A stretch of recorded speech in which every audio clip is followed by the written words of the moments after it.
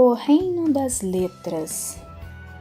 Era uma vez um reino encantado onde viviam uma fada e todas as letras do alfabeto em um lindo castelo.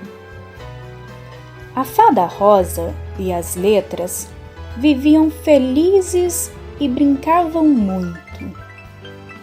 Perto dali havia um outro castelo, muito bonito, onde moravam uma fada azul com os números.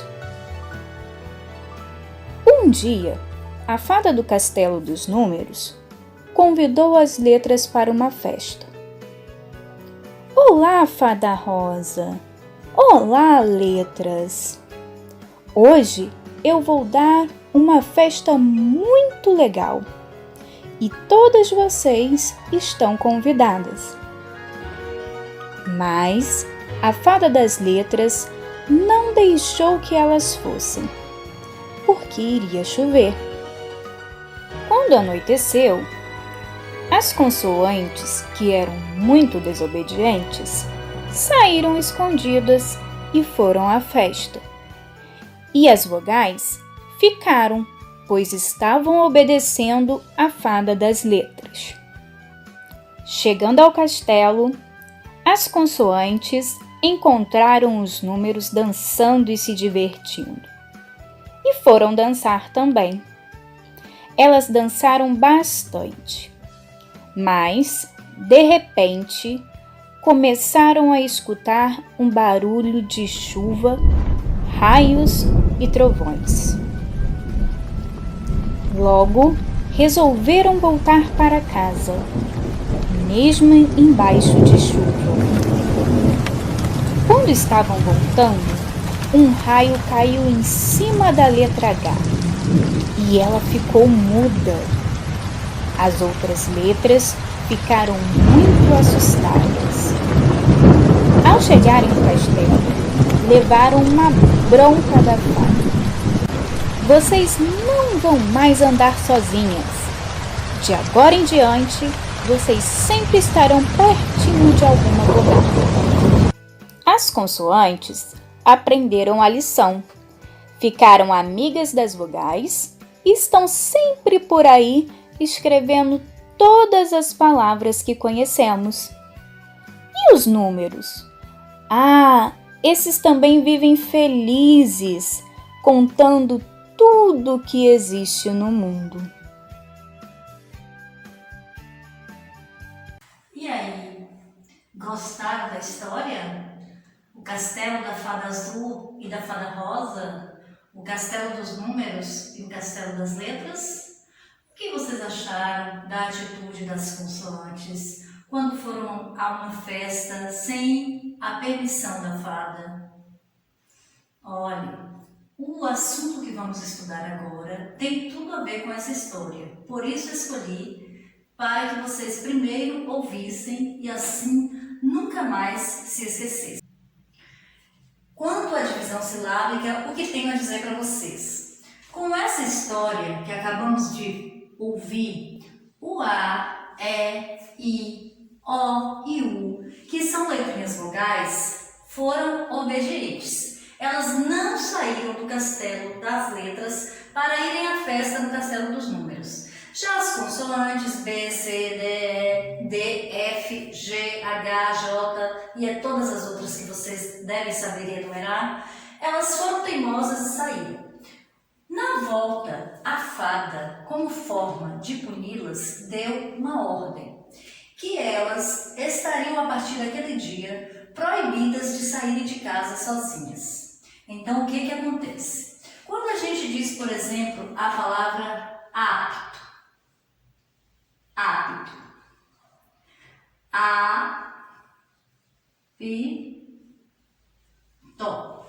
Na pronúncia é dessa forma. Porém, vocês percebem que a palavra apto em sua escrita não tem a letrinha I. E com a história que vocês acabaram de ouvir, esse P não pode andar sozinho. Por quê? Porque o P é uma consoante. Se ele não pode andar sozinho, As vogais receberam a missão de cuidar das consoantes. Esse P, então, não pode correr quando ele estava sozinho, de repente, pensem aí, ele resolveu sair sozinho e de repente a fada deu-lhe um grito e perguntou se não se lembrava da ordem que ela havia dado. Então ele não podia, quando ele olhou para frente, ele não podia ir de encontro ao T. Por que ele não podia ir de encontro ao T? Porque o T também é uma consoante.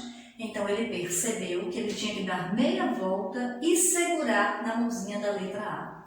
Portanto, a divisão silábica da palavrinha apto se dá desta forma: apto, porque o P jamais poderia dar a mão ao T, porque o T também é uma consoante. Então, todas as vezes que a letrinha consoante se ver sozinha no meio de uma sílaba, sem uma consoante em sua frente, ela vai ter que voltar e dar a mãozinha para a vogal anterior, certo? Ela não pode seguir e segurar a mão da consoante. Ela deve voltar e segurar na mãozinha da vogal.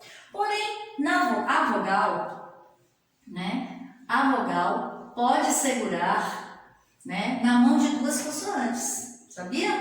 Na palavra pneu, olha só, na palavra pneu nós temos duas consoantes e duas vogais. E a palavra pneu, a gente pode separar a sílaba?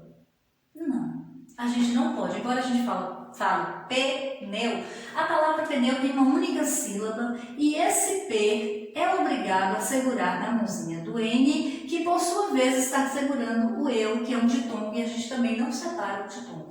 Então aqui nós temos duas consoantes e duas vogais. Mas ocorre também casos em que uma vogal tem em seu lado, né, uma consoante de um lado e uma consoante do outro. Vamos pensar uma palavrinha assim?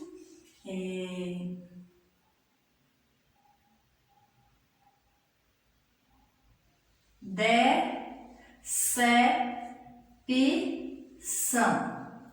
A palavra decepção, por exemplo, olha só. Decepção, a cedilha, não é isso? O que vai acontecer nessa palavrinha? O D sozinho. O CE vai ficar sozinho? O P vai para lá? Claro que não. O P vai voltar, porque na frente dele nós temos uma consoante. Se na frente dele é uma consoante, ele sabe que ele tem que voltar e segurar na mão da vogal. Então, o que ocorreu nessa palavrinha decepção? A letrinha E segurou ao mesmo tempo a letrinha C e a letrinha P, duas consoantes. Por quê? Porque as vogais têm a missão, né, de cuidar das consoantes. Depois dessa festa, as consoantes nunca mais puderam dar uma voltinha sozinhas. Todas as vezes que elas vão a algum lugar, elas devem segurar a mãozinha de uma vogal. E daí, vocês podem perguntar a Provânia assim: Ô Pro, mas e as vogais? Elas, como foram obedientes, podem andar sozinhas?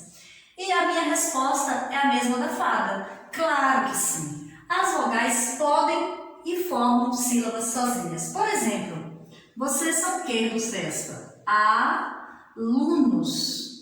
Na palavrinha alunos, o ar permanece na primeira sílaba sozinha. A letrinha A fica sozinha. Por quê? Porque ela é uma vogal. Se ela fosse uma consoante, ela não poderia ficar só uma sílaba. Na palavrinha gaiola. Na palavrinha gaiola, a letrinha O também fica no meio sozinha. Se ela fosse uma consoante, ela não poderia estar no meio sozinha. Então, as letrinhas vogais, elas ficam juntas, né?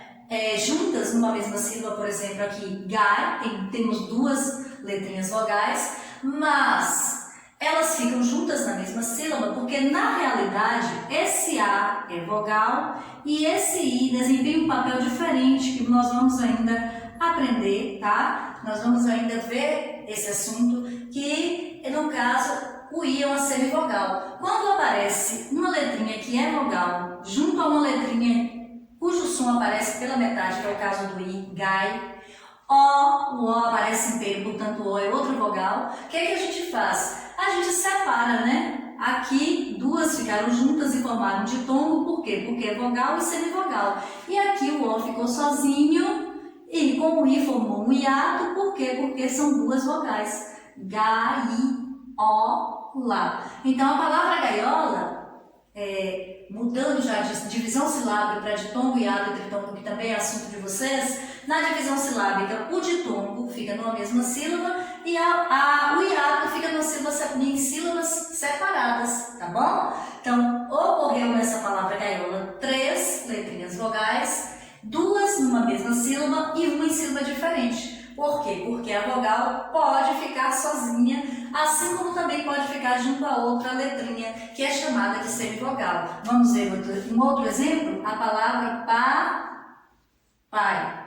Na palavra papai, nós temos 3 vogais. O primeiro A faz sílaba com P, pá, e o segundo AI faz sílaba com P também. Por que da mesma sílaba? Porque o A é uma vogal, o I é uma semivogal, nós temos aqui um ditongo. Já na palavrinha tia, não ocorre ditongo.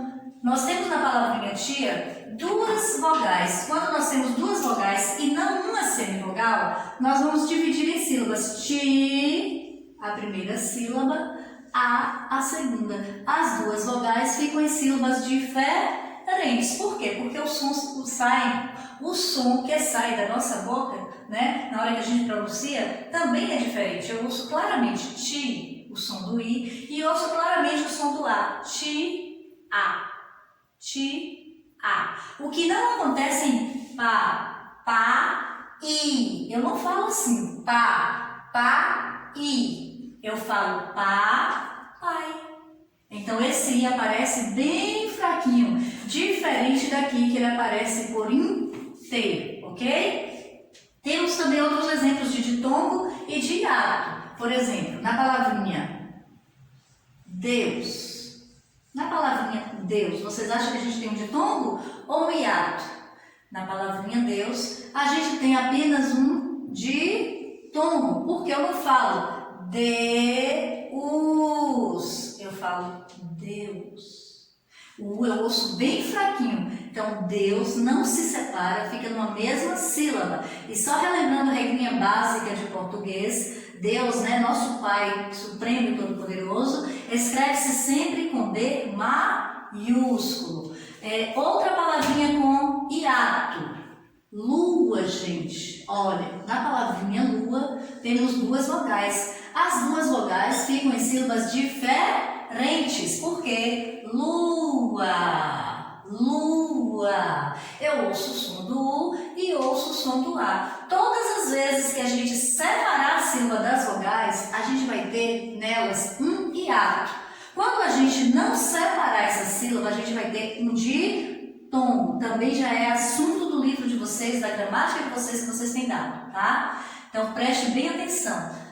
Provânia já aproveitou a história, já explicou a divisão silábica para vocês entenderem de vez que uma consoante vocês jamais poderão deixar em sílabas, ela sozinha numa sílaba, ela vai estar sempre acompanhada de uma vogal, tá? Enquanto que as vogais podem sim se separar. Cada uma pode estar em sílaba diferente, assim como quando se tem uma vogal mais uma semivogal, elas vão ficar na mesma sílaba. E ainda temos um terceiro caso, que é o caso do tritongo. Quem já ouviu falar em tritongo, pessoal? Tritongo. No tritongo, o que é que vai acontecer? Nós vamos ter três letrinhas vogais. Ó, pá,